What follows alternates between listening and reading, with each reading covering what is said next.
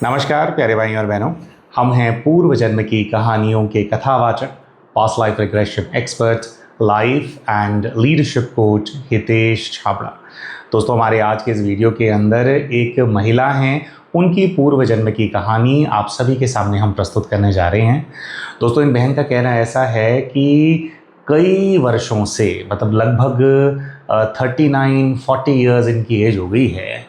तो ये कह रहे हैं कि आज से नहीं लेकिन 25 से 30 वर्षों से इनका ऐसा एक्सपीरियंस रहा है कि जैसे जो स्वर्ण मंदिर है, यानी कि हमारा जो गोल्डन टेम्पल है अमृतसर के अंदर, ये कहती हैं कि मुझे वो मंदिर बहुत बहुत खींचता है।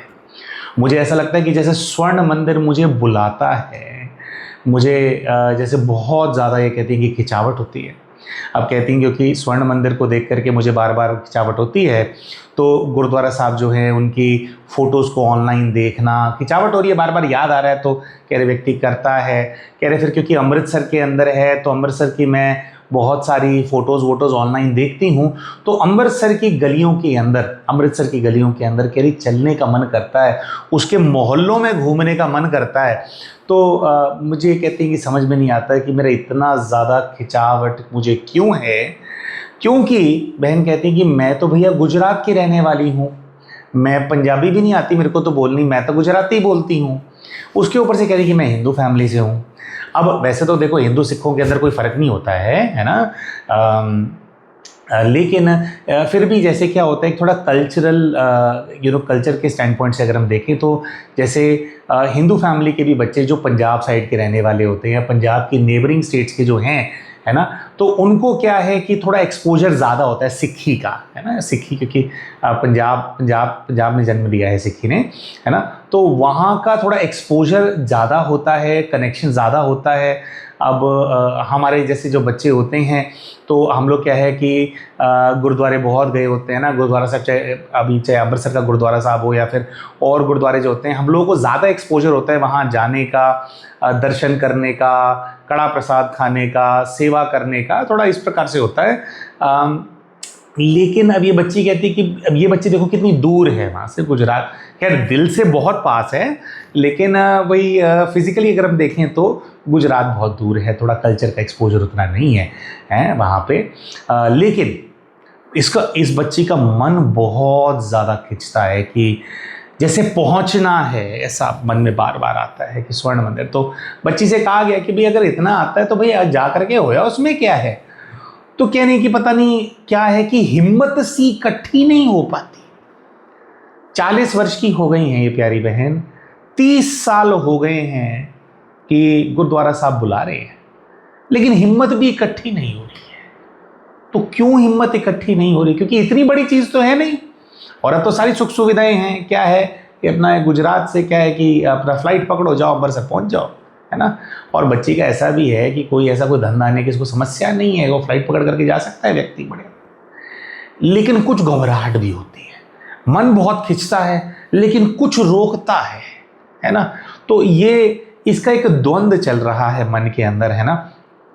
भगवान का घर बुला रहा है, बच्ची की बहुत द्वंद्व चल रहा है, तो इस चीज़ से थोड़ी परेशान है कि भाई इसका कनेक्शन क्या है, जाना है तो क्यों नहीं जा पा रही हूँ, और ऐसा क्या है कि भाई मुझे उधर ही जाना है ना। गुरुद्वारा साहब तो गुजरात में भी है भाई, और भी किसी जाके दर्शन कर सकती हूँ मैं, लेकिन क्यों खींचता है स्वर्ण मंदिर। तो बार बार ये जो बहन है कह रहे थे, बड़े पैशनेट थे, बड़े इमोशनल थे, हीलर को इन्होंने इस प्रकार से बताया, तो उसका कनेक्शन ये बहन जानना चाहते थे। उसके अलावा 2 और कॉम्प्लिकेशंस हैं इनकी लाइफ के अंदर। एक, आज से 20 वर्ष पहले एक लड़का इनके जीवन के अंदर आया था, जिसके साथ ये जो है प्रेम प्रसंग के अंदर आए थे, ठीक है जी। अच्छा, ये लड़का ना अभी रिसेंटली एक और स्टोरी भी हमने पोस्ट करी थी, ब्लेम गेम वाली, तो क्या सिमिलर भी कुछ केसेस आ जाते हैं, वो अलग है ये अलग है भाई। तो वो जो लड़का है ना, बहुत ज़्यादा इनको हर चीज़ के लिए ना ब्लेम करता रहता था, हर चीज़ में झगड़ा करता रहता था। ये कहती हैं कि उससे प्रेम बहुत ज़्यादा था, उसको भी प्रेम मुझसे बहुत ज़्यादा था, लेकिन हम दोनों के बीच में झगड़े ही इतने होते थे। कह रहे जब तब लेकर के, वैसे इनका कहना ऐसा, हमारा कहना नहीं है। कहते हैं कि वैसे तो देखो नखरे करना कन्या जो होती है ना उनका काम है रिलेशनशिप के अंदर, है ना, लेकिन कह रहे हैं उसके नखरे ही ख़त्म नहीं होते थे उसके। हर चीज़ के अंदर झगड़ा करके बैठ जाएगा, तुमने मेरे साथ ये नहीं किया, वो नहीं किया, तुम ये नहीं करते हो, वो नहीं करते हो, और हर चीज़ के अंदर ये तेरी वजह से हो गया, वो तेरी वजह से हो गया, है ना। कह रही मतलब कि उसको जुकाम भी हो जाएगा ना तो भी इस वजह से हो गया क्योंकि मैंने एक दिन पहले मिल्क शेक पीने के लिए कह दिया था उसको कि भाई चलो भाई साथ बैठ के मिल्क शेक पी लेंगे, हम चल करके पी लेते हैं कहीं पे। तो कह रही हर चीज़ के लिए बहुत ज़्यादा ब्लेम करने लग गया था। कुछ वर्षों तक हमारा मतलब रिलेशनशिप था, कह रहे बहुत मन था हमारा विवाह करने का, सेटल होने का, लेकिन ये कहते हैं कि भाई फिर ऐसा हो गया कि मैं हो गई परेशान, और फिर कह रहे हैं कि हम दोनों ना एक दूसरे से अलग ही हो गए। और आज जो बहन है, बहन आज भी कुमारी हैं, बहन ने विवाह नहीं किया, ठीक है। वो लड़के ने कर लिया होगा विवाह, ज़्यादा खैर इनको पता नहीं है उसके बारे में किया नहीं किया क्या किया, लेकिन इन्होंने तो देखो जी विवाह किया नहीं है। बहुत ज़्यादा क्योंकि मन से समर्पित थे, थोड़ा एक होता ना कमिटमेंट ऐसा था कि भी करना है तो इन्हीं से करना है, नहीं करना तो फिर नहीं करेंगे।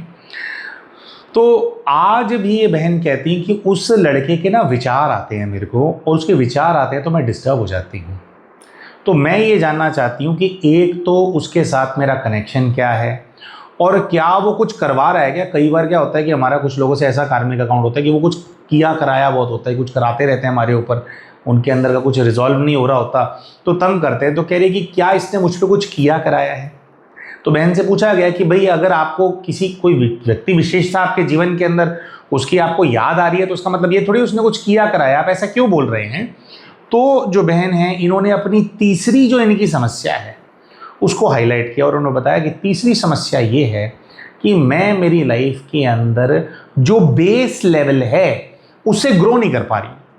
यानी मैं ठीक ठाक कमा लेती हूँ, अच्छा कमाती हूँ, इतना कमा लेती हूँ कि भाई मेरे को कोई टेंशन नहीं है, अपने लिए जोड़ भी रखा है, सब कुछ है, लेकिन जो एक एंट्री लेवल प्रोफाइल होती है ना, एग्जीक्यूटिव लेवल पे व्यक्ति अपने करियर को शुरू करता है, वहाँ से फिर क्या है सीनियर एग्जीक्यूटिव बनता है, फिर क्या है कि और प्रमोशन होते हैं, कुछ कुछ होता है ना, जूनियर मैनेजर बनेगा, असिस्टेंट मैनेजर बनेगा, डिप्यूटी मैनेजर बनेगा, मैनेजर बनेगा, फिर आगे और मतलब ग्रो करेगा।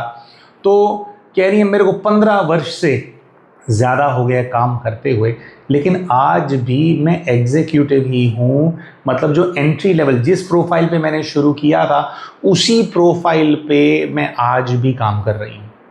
अच्छा, पैशनेट बहुत ज़्यादा हैं, बहुत ज़्यादा ग्रो करना चाहते हैं, बहुत बार बार अपने आप को मोटिवेट करते हैं कि भाई मैं इस बार ऐसा काम करके दिखाऊंगी कि मैं बहुत ग्रो करूंगी, और ये तो पैशनेट बहुत है, ग्रो बहुत करना चाहते हैं, लेकिन ग्रो नहीं कर पा रहे हैं। 15 वर्ष हो गए तो इनको ये चीज़ समझ में नहीं आती है, और कह रहे हैं कि जब ग्रोथ नहीं होती है तो भी मुझे कहीं ना कहीं उसी लड़के की याद आती है। तो कोई बद्दुआ वद्दुआ जुड़ी हुई है या कुछ करा रहा है, उसने कुछ बांध रखा है मेरे को, क्या कहानी है, ये बहन जानना चाहते थे। और कहती हैं लेकिन देखो सपने मेरे को पूरे ग्रोथ के आते हैं, सपने में मुझे प्रमोशन दिखता रहता है कि प्रमोशन, और कह रहे ऐसा लिखा हुआ आएगा कि इस बार प्रमोशन जैसे टाइम होता है ना साल में, ईयर में प्रमोशन होने होते हैं, 45% चांस या ग्रोथ।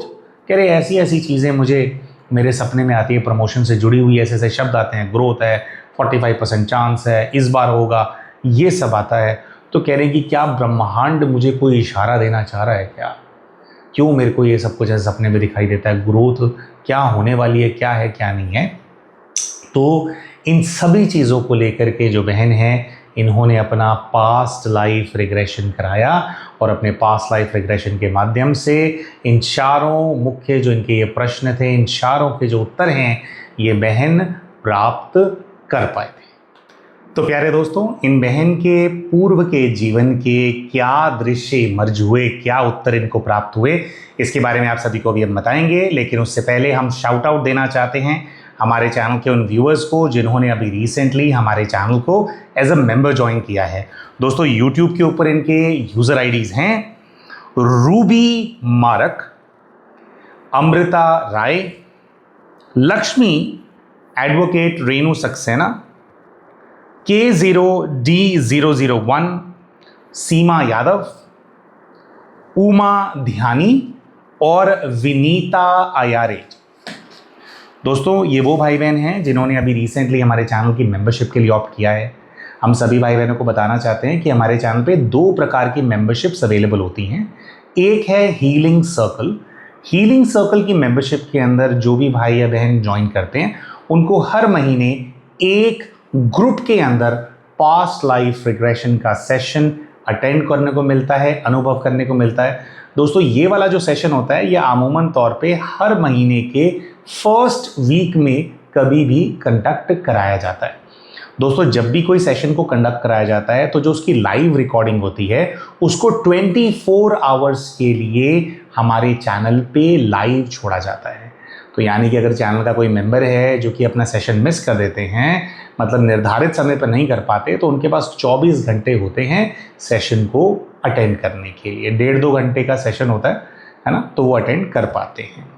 इसी प्रकार से दोस्तों हमारे चैनल पे जो दूसरी मेंबरशिप है उसका नाम है हीलिंग सर्कल प्लस। जो भी भाई बहन हीलिंग सर्कल प्लस के अंदर ज्वाइन करते हैं उनको महीने के अंदर 2 ग्रुप के PLR सेशंस और उसके अलावा 3 से 4 अन्य हिप्नोथेरेपी के माध्यम से किए जाने वाले, हिप्नोसिस के माध्यम से किए जाने वाले डीप हीलिंग के अलग अलग प्रकार के सेशंस कंडक्ट कराए जाते हैं, जिसके अंदर अलग अलग प्रकार के नेगेटिव पैटर्न्स जो हमारे सबकॉन्शियस में बस जाते हैं और हमारी ग्रोथ को रोक रहे होते हैं, उनको रिमूव करने का प्रयास किया जाता है। दोस्तों अगर आप हमारे चैनल की मेंबरशिप के लिए ऑप्ट करना चाहते हैं तो हमारे इस वीडियो के नीचे आपको एक ज्वाइन बटन नज़र आ रहा होगा, उसका इस्तेमाल करके आप भी चैनल की मेंबरशिप के लिए ऑप्ट कर सकते हैं। आप सभी को हम ये भी बताना चाहते हैं कि आज ये 28 जून है, 28 जून 2026 है जब इस वीडियो को मॉर्निंग में हम रिकॉर्ड कर रहे हैं। आज ही इस वीडियो को हम चैनल पे पोस्ट कर देंगे। कल यानी 27 जून को महीने का दूसरा ग्रुप PLR का सेशन कंडक्ट कराया गया था जो कि हीलिंग सर्कल प्लस के मेंबर्स के लिए था। उसकी रिकॉर्डिंग अभी भी हमारे चैनल पर लाइव है और आज रात 10 बजे तक वो रिकॉर्डिंग हमारे चैनल पर लाइव रहेगी। तो अगर कोई भी हीलिंग सर्कल प्लस का मेंबर है जिसका ये सेशन छूट गया है वो सेशन को अटेंड कर सकते हैं, या अगर आपके पास मेंबरशिप नहीं है तो मेंबरशिप ऑप्ट करके भी आप इस सेशन को अटेंड कर सकते हैं। आप सभी को हम बताना चाहते हैं कि ये जो कथाएं हम सुनाते हैं या केस स्टडीज हम सुनाते हैं ये जनरली 1-on-1 सेशंस में होता है। 1-on-1 सेशन के अंदर सामने वाला व्यक्ति क्या देख रहा है तो हमारे को प्रोब करने का हमारे पास बहुत अपॉर्चुनिटी होती है। एक ग्रुप PLR के अंदर इतना डिटेल में चीज़ें कवर नहीं हो पाती क्योंकि एक साथ 100, 150, 200 भाई बहन जो है सेशन को अटेंड कर रहे होते हैं, लेकिन अपनी कोई एक मेजर समस्या का कनेक्शन है आप जान सकते हैं, थोड़ा अनुभव कर सकते हैं कि किस प्रकार की अनुभूति होती है जब पूर्व के जीवन की यात्रा होती है ना, और कई सारे प्रश्नों के उत्तर तो क्या है कि ग्रुप सेशंस के अंदर भी आपको मिल जाते हैं। तो जैसा कि हमने कहा कि अगर आप इस सेशन का लाभ उठाना चाहते हैं तो आज ही के दिन जो है रात 10 बजे तक रिकॉर्डिंग अवेलेबल रहेगी। ठीक है दोस्तों, तो फिर बात करते हैं कि जब इनके पूर्व के जीवन के दृश्य इमर्ज होते हैं तो क्या नज़र आता है। तो 2 लाइव्स इनको दिखाई देती हैं, एक बहुत छोटी लाइफ है और दूसरी लाइफ बहुत जो है डिस्क्रिप्ट बहुत ही अच्छी खासी लंबी चौड़ी दूसरी वाली लाइफ नज़र आती है। तो जो पहली नज़र आती है दोस्तों, अच्छा ये भी पता लगता है कि अभी जो इनका जीवन है इससे पिछला जो इनका जीवन था, पहले वो वाले जो जीवन का दृश्य है वो इमर्ज होता है। उस जीवन के अंदर भी ये अपने आप को एक महिला के रूप में ही देखते हैं, लेडी के रूप में इनका जो वो है कैरेक्टर है वो इमर्ज होता है। और बहुत ही ज़्यादा हाहाकार मची हुई है, बहुत ज़्यादा घबराहट है हवा के अंदर, शोर मच रहा है, चीख रहे हैं लोग, चिल्ला रहे हैं लोग, तड़प रहे हैं लोग, दर्द है और बहुत शोर मच रहा है।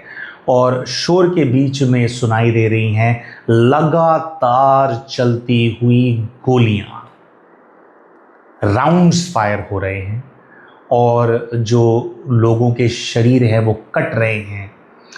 अब आप थोड़ा बहुत आपको अंदाज़ा लग ही गया होगा कि अमृतसर की इनको याद आती है, अमृतसर इनको बुलाता है और एक बहुत बड़ा नरसंहार अमृतसर के अंदर हुआ था, जलियांवाला बाग के अंदर। ये अपने आप को जलियांवाला बाग के अंदर इधर उधर दौड़ती हुई देखती हैं, मतलब ऐसा दृश्य सामने आता है।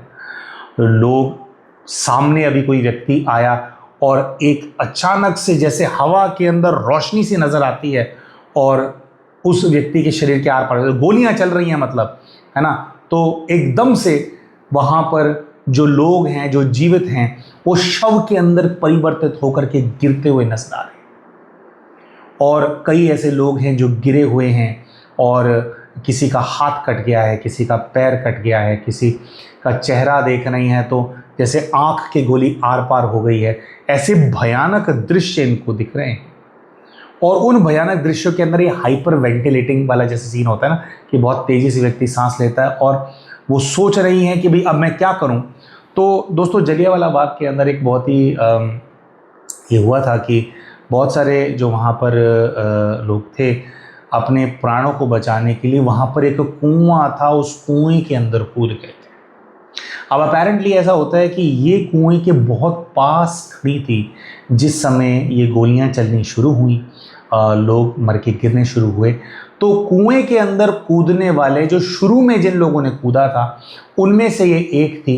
तो ये ऐसा देखती हैं कि ये कुएं के अंदर कूद जाती हैं। जिस समय ये कुएं के अंदर कूदती हैं उस समय पर कुएं के अंदर बहुत कम लोग हैं और नीचे जाकर एकदम से फीलिंग आती कि भाई यहाँ बच जाएंगे। लेकिन फिर जैसे लोग, जैसे क्या होता है ताश के पत्ते गिरते हैं ना, है ना, या जैसे एक लैंडस्लाइड होता है दोस्तों, ऐसे एक ह्यूमन लैंडस्लाइड सा होता है कि बहुत सारे लोग उसके अंदर कूद रहे हैं और कई सारे तो ऐसे भी लोग हैं बेचारे जो कि जिस वक्त कूद रहे हैं उस समय उनको गोली लगती है तो कूद से के समय वो जीवित होते हैं और by the time they fall हैं उनके प्राण चले गए। अब जैसे इनके ऊपर अंबार सा लगता जा रहा है और दम घुटना शुरू हो गया है। पूरा कुआं जो है वो लोगों से भर गया है, कई सारी लाशों से ढक गया है और इनको ऐसा दिखाई देता है कि ये बहुत इनका दम घुट रहा है, सांस नहीं ले पा रहे हैं। लेकिन जब इनका दम घुट रहा है तो ये कुछ चीज़ों के बारे में सोच रहे हैं और एक जिस चीज़ के बारे में सोच रहे हैं वो है गुरुद्वारा साहब के बारे में। गोल्डन टेम्पल को याद कर रहे हैं और उसको याद करके परमात्मा को याद कर रहे हैं, वाहिगुरु का सिमरन कर रहे हैं अंदर ही अंदर। बहुत घबराहट है लेकिन फिर भी वाहिगुरु का नाम मन में चल रहा है और एक ये सोच भी चल रही है कि हमारे साथ इतना माड़ा क्यों हो रहा है, हमारे साथ हमने ऐसा क्या अपराध किया कि भी इतनी माड़ी हुई साढ़े नाल, है ना, हो रही है। पता लग रहा है कि प्राण जा रहे हैं, घबराहट भी है, बचना भी चाहते हैं, लेकिन काल चक्र के अंदर ऐसा ये दृश्य आया है जैसे काल एक साथ इतने सारे भारतवासियों को खाने के लिए आ गया, है ना।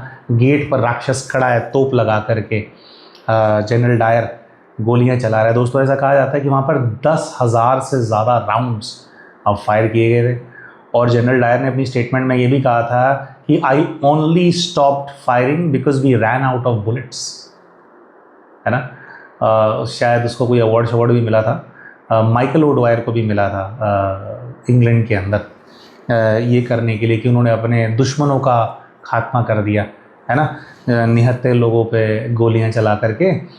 तो एनीवेज, तो बड़ा ही ये बहुत ही दुखद घटना थी। बहुत जो है ना बच्चों को हिला करके रख दिया था इसने। अच्छा दोस्तों, क्योंकि ये वाली बात आई है, बस 1 मिनट लेकर के थोड़ी सी अपनी एक बात यहाँ पे हम शेयर करना चाहते हैं। कई सारे भाई बहनों ने हमारे जो प्रीवियस कमेंट्स रहे हैं रेवोल्यूशनरीज के ऊपर, उसके अंदर ये वाली बात हाईलाइट कराते हैं कि जो भैया कहीं ना कहीं आपकी बातों के अंदर अभी गांधी जी के प्रति जो है कि वो डिसलाइक या इस प्रकार की जो भावना है वो इमर्ज होती है। तो हम सबको बताना चाहते हैं कि नहीं, ऐसा कोई डिसलाइकिंग अब हमारे मन में नहीं है। हम जिस बात पे हैं उसके अंदर क्या है कि प्रयास किया जाता है कि आप किसी को भी डिसलाइक ना करो, लेकिन कहीं कहीं पे आपकी विचारधारा मिलती नहीं है। वो विचारधारा नहीं मिलती तो नहीं मिलती है ना, ज़बरदस्ती एक्टिंग तो नहीं कर सकता इंसान की विचारधारा मिल रही है। और अमूमन तौर पे जो भाई बहन हैं वो ऐसा सोचते हैं कि गांधी जी के प्रति जो कई लोगों में डिसलाइकिंग होती है, उसका बहुत बड़ा कारण ये है कि सोशल मीडिया पे ये बात फ्लोट करती है कि उन्होंने भगत सिंह की जो फांसी है उसको रोकने का प्रयास नहीं किया था, है ना। तो इसके लिए देखिए, हमारा मानना ऐसा है कि जो HSRA ग्रुप के जो लड़के थे, ठीक है, वो खुद ही मरना चाहते थे। तो एक्चुअल जो नाराज़गी है वो इस चीज़ की नहीं है कि उन्होंने वहाँ पर प्रयास ही नहीं किया, ठीक है। अगर वो खुद चाहते तो इस प्रकार से फिर बाहर से फोर्सफुली प्रयास करके उनको भगाया भी जा सकता था, बहुत कुछ हो सकता था, लेकिन वो खुद मरना चाहते थे। उनको पता था कि अभी टाइम है, हमारे नाम की लहर उठी हुई है और अगर हमने अभी बलिदान दिया, है ना, तो हमारा जो अभी का बलिदान है वो एक आक्रोश पैदा करेगा और जो आंदोलन है, जो इनकलाब है, उसके अंदर मदद मिलेगी, उसके अंदर बहुत सारा जो यूथ है ना वो कूद पड़ेगा, तो खुद ही मरना चाहते थे। बात इस चीज़ की नहीं है, जैसे हमारी अपनी सबके पूर्व के जीवन होते हैं, हमारी अपनी जर्नी के बारे में बहुत क्लियरली बताना चाहते हैं कि जो हमारे को अगर कुछ डिसलाइकिंग है भी, या हम भाई उनकी विचारधारा से कनेक्ट नहीं करते, उसका बहुत बड़ा कारण ये था कि जो जलियांवाला बाग जब हत्याकांड हुआ था, तो इसके बाद गांधी जी ने नॉन कोऑपरेटिव मूवमेंट जो है उसको उन्होंने शुरू किया था। और नॉन कोऑपरेटिव मूवमेंट के अंदर जो है पूरा देश कूद पड़ा था। पूरे देश ने अंग्रेज़ी कपड़ों को जलाना शुरू कर दिया। गवर्नमेंट की जो नौकरियां उनके पास थी, अंग्रेज़ों की दी हुई नौकरियां थी, लेकिन घर तो चला रही थी, उन नौकरियों को उन्होंने छोड़ दिया। बच्चे जो स्कूल जा रहे थे अपने बस्ते उन्होंने जला दिए कि हम नहीं पढ़ते अंग्रेज़ों की पढ़ाई। कॉलेज वाले बच्चे कॉलेज से बाहर आ गए। जैसा भी था एक सिस्टम बना हुआ था, ठीक है, हमारे को आज़ादी चाहिए थी, लेकिन ये सिस्टम बना हुआ था। एक बहुत बड़ी उम्मीद दी गई थी, और स्पेशली उस टाइम के जो यंग बच्चे थे, छोटी छोटी उम्र के बच्चे, 10 साल 12 साल के बच्चे, ये जो अभी पंजाब के भी जो क्रांतिकारी रहे हैं, चाहे भगत सिंह हो गया या बाकी हो गए, चाहे जतिन दास हो गए, या इन सब की एक बहुत बड़ा घाव है उनके दिल में, इन आत्माओं के दिल में रहा। वो इस चीज़ का था कि वो अपना सब कुछ छोड़ करके नॉन कोऑपरेटिव मूवमेंट के अंदर कूद गए थे। लेकिन जब चौरा चौरी का कांड हुआ है ना, आप जब हम ये मूवमेंट करते थे तो हमको कितनी लाठियाँ खानी पड़ती थी सबको, है ना, जो भी बच्चों ने उस टाइम पे बलिदान दिया होगा, है ना, हमने सब कुछ छोड़ दिया, पूरा सिस्टम त्याग दिया। कोई नहीं, भूखे मर जाएंगे, तुम्हारे सिस्टम से हम जिंदा नहीं रहेंगे।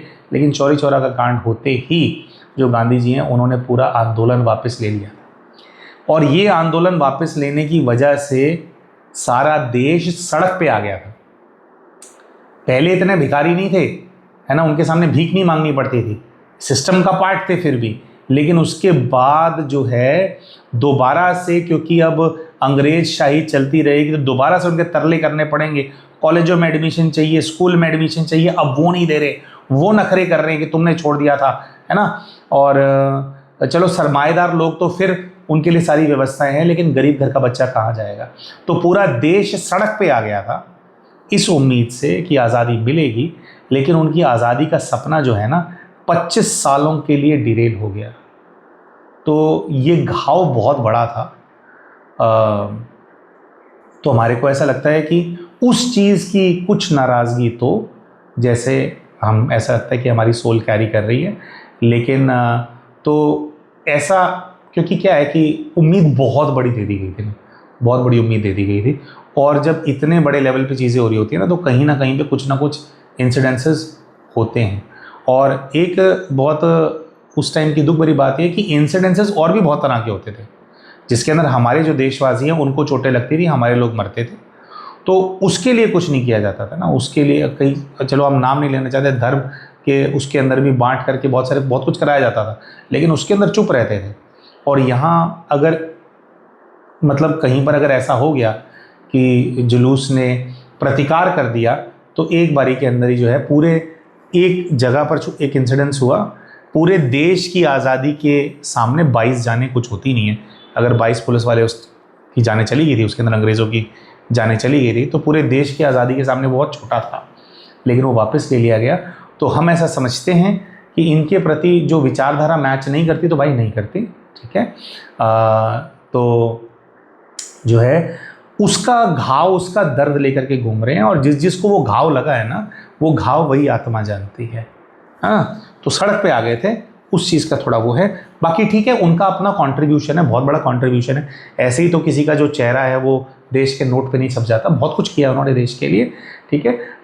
तो कोई अलग से नफरत नहीं है, लेकिन ज़रूरी नहीं है कि अगर कोई दूसरा व्यक्ति बहुत महान व्यक्ति है तो आपके विचार उससे मिले ही मिले। सबके अपने अपने विचार होते हैं, अपनी अपनी एक विचारधारा होती है। तो वो होता है कि लेट्स अग्री टू डिसअग्री, आपने अपना पार्ट प्ले किया, दूसरों ने अपना पार्ट प्ले किया, है ना।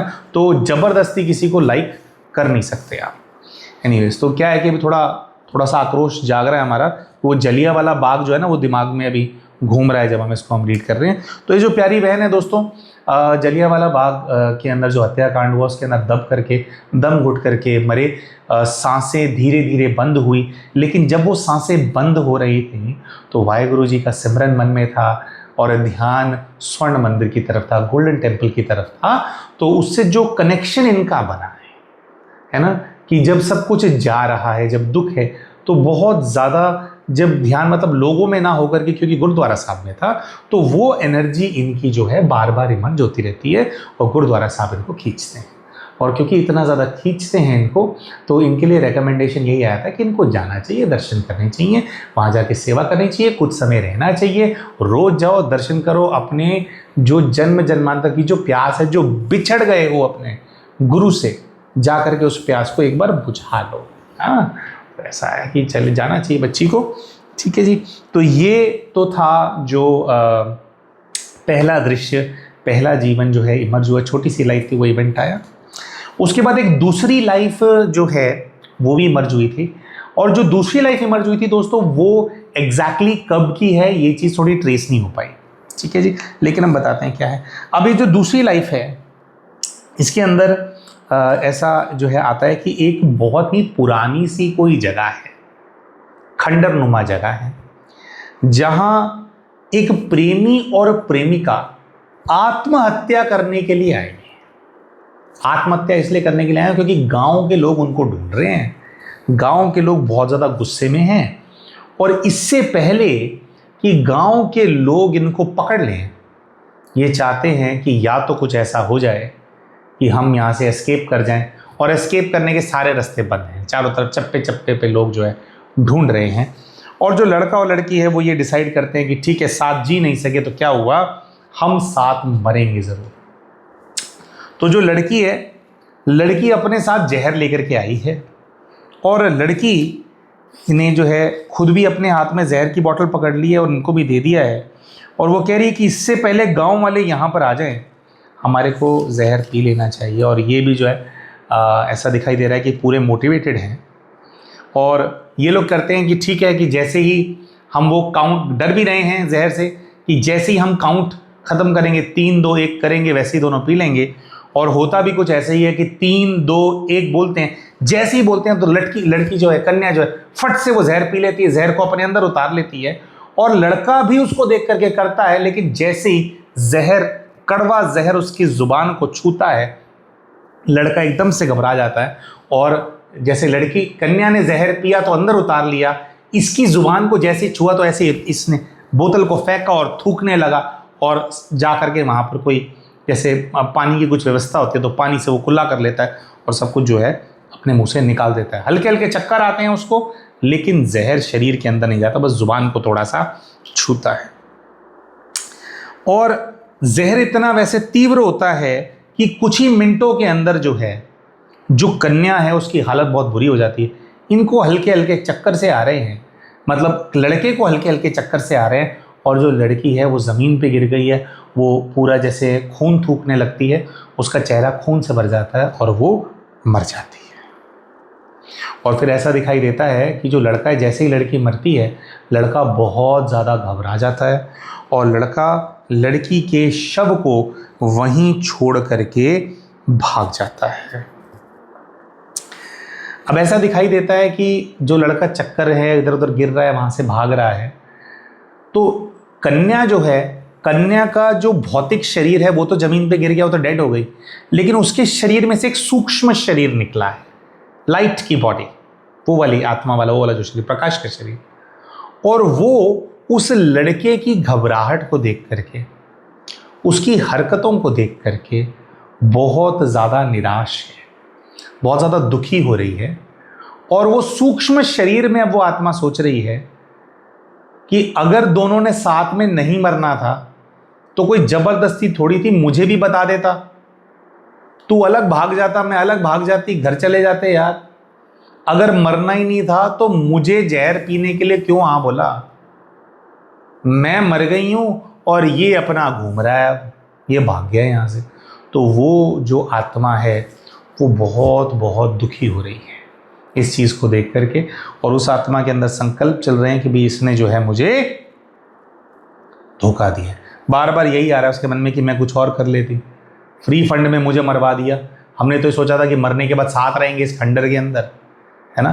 तो वो आत्मा उस खंडर के अंदर जैसे वहाँ पर फिर घूमती रहती है, और जब तक वो उस आत्मा के रूप में रहती है तब तक उसके मन में यही बात, इसी इमोशन के अंदर ट्रैप्ड रहती है कि उसको धोखा मिला, जो लड़का है वो भाग जाता है और कुछ ऐसी फिर कहानी गांव के अंदर बन जाती है कि भाई ठीक है ये दोनों एक दूसरे को पसंद करते थे, लेकिन जो लड़की है शायद उसकी वजह से ज़्यादा, उसकी तरफ से ज़्यादा ये चीज़ थी, शायद लड़की लड़के के पीछे पड़ी हुई थी, वो जा कर के मर गई है कहीं पे, उसकी लाश फिर खंडर खुंडर में लोगों को मिल जाती है।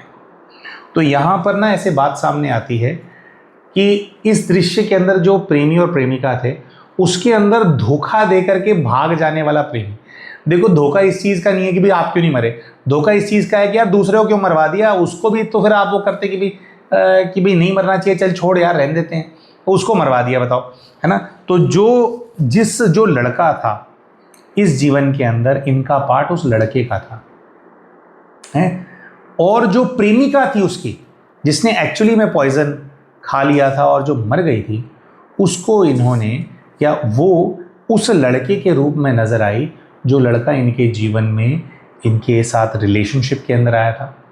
और रिलेशनशिप के अंदर आकर के जैसे वो लड़का है इनको ब्लेम करता रहता था, इनको ये बोलता रहता था कि तू धोखेबाज है, इनको समझ में नहीं आता था भाई कौन सा धोखा दे दिया मैंने तुम्हारे को। तो आज जाकर के या अब जाकर के इनको ये समझ में आया है कि कौन सा धोखा दे करके उस लड़के को आ रहे हैं। ऐसा भी बहुत हाई चांस है दोस्तों कि इमीडिएट पिछली लाइफ रही हो, है ना, क्योंकि शॉर्ट लिव्ड लाइफ थी, तो कि भाई कौन सा धोखा ये उसको दे करके आ रहे हैं। हाँ, तो ये इनके सामने आया कि क्यों उसने वो इतना ज़्यादा वो बोलता है ना।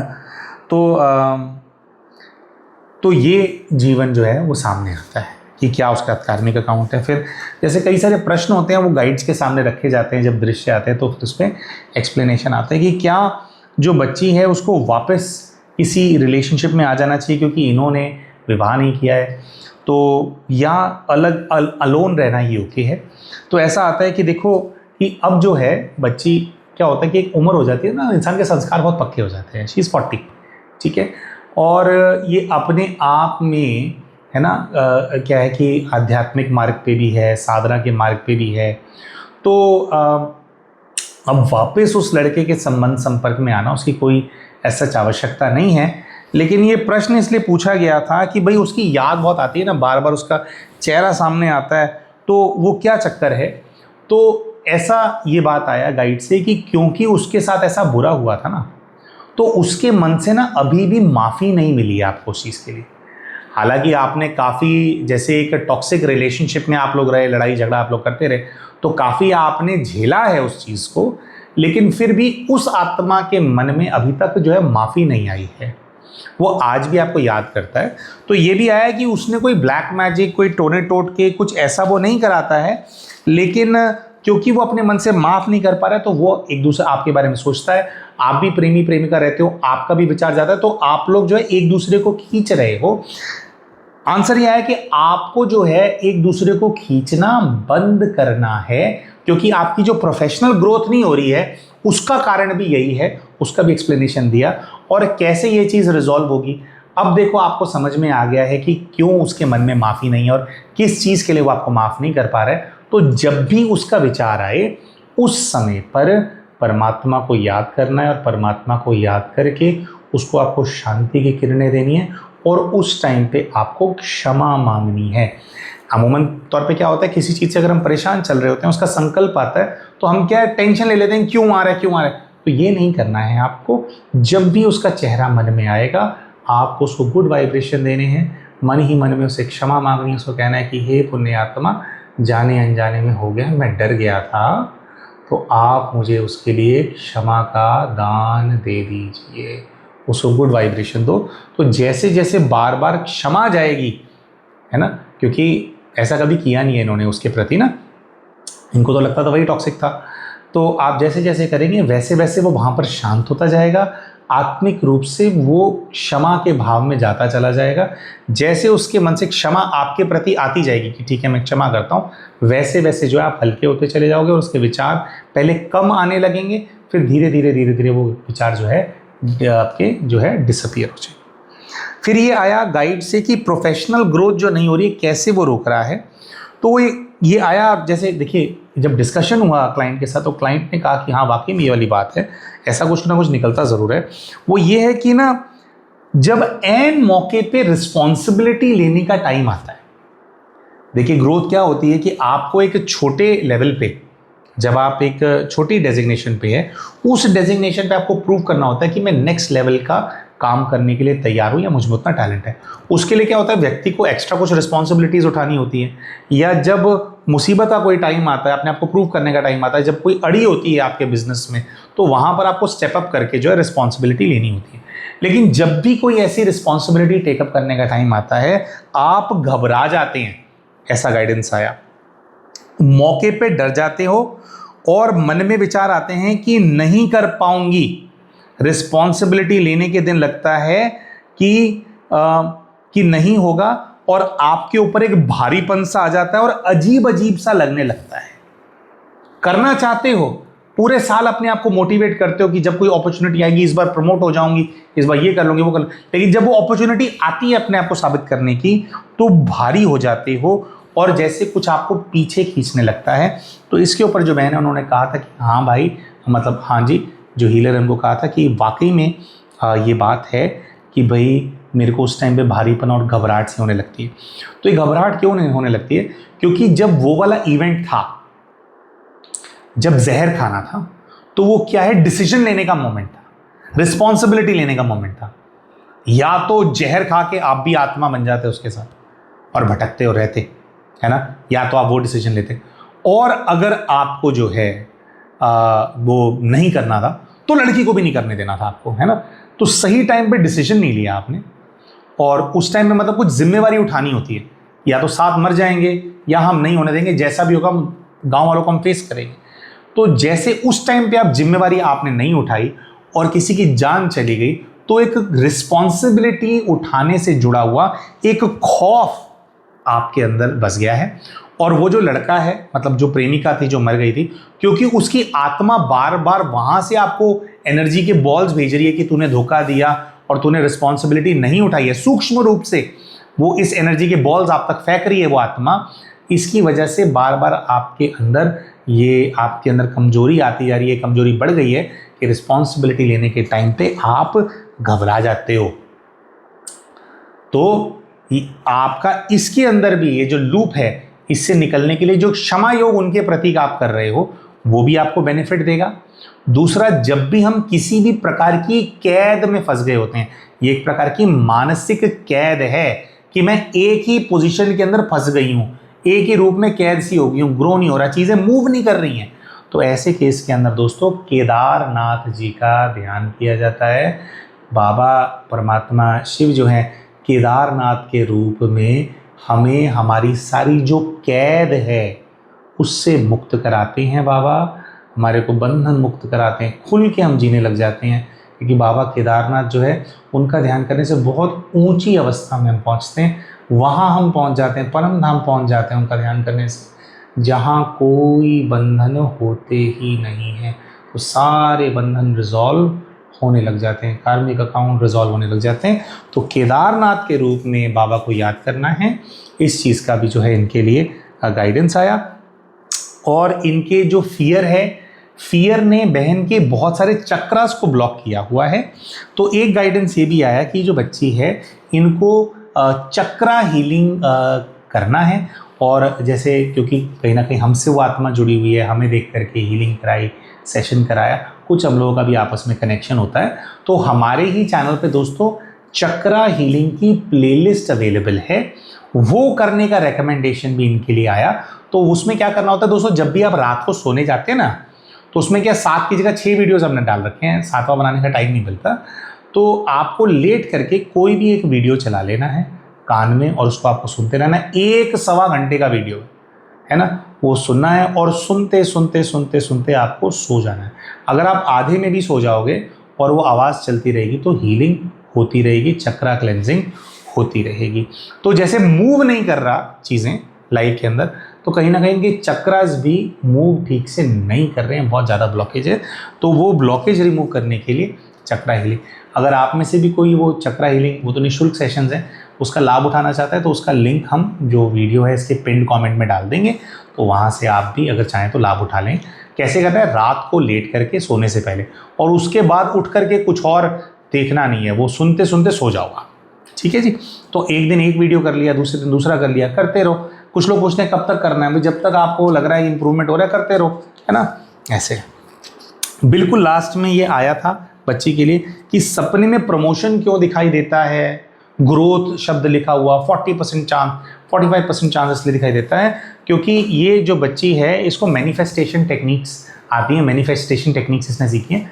तो थोड़ी सी दुख वाली बात है, तो गाइड से गाइडेंस है कि बच्चे कोई जब तक ये ब्लॉकेजेस हैं अभी कोई प्रमोशन होने नहीं वाला आपका, लेकिन क्योंकि आप मैनिफेस्ट करते रहते हो उस चीज़ को कि हो रही है, तो वही मैनिफेस्टेशन जो है आपका जो सबकॉन्शियस माइंड है जब आप सो रहे होते हो वो उसको रिपीट करता है करता है करता है।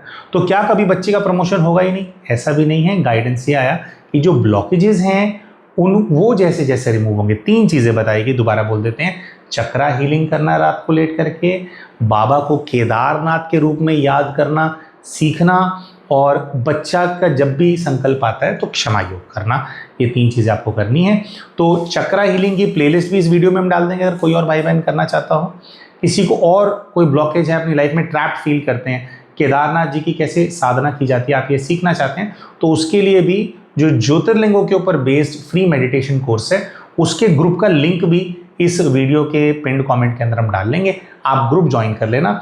हर महीने मिड ऑफ द मंथ के अंदर ये कोर्स शुरू होता है, 12 से 15 तारीख के बीच में कोर्स शुरू हो जाता है, 7-8 दिन का होता है। वहाँ से आप अच्छे से आप सीख सकते हैं कि कौन से ज्योतिर्लिंग की क्या शक्ति है, कैसे साधना है, कैसे कनेक्ट आपको करना है, ये वहाँ से आप भी सीख सकते हैं। तो वीडियो के पिन कमेंट में हम ग्रुप का लिंक हम डाल देंगे। तो हम आशा करते हैं प्यारे भाइयों और बहनों कि ये जो वीडियो है इससे आपको कुछ शिक्षा मिली होगी, कुछ आपको सीख मिली होगी। तो मिलते हैं आप सभी के साथ हमारे अगले वीडियो के अंदर, तब तक के लिए नमस्कार।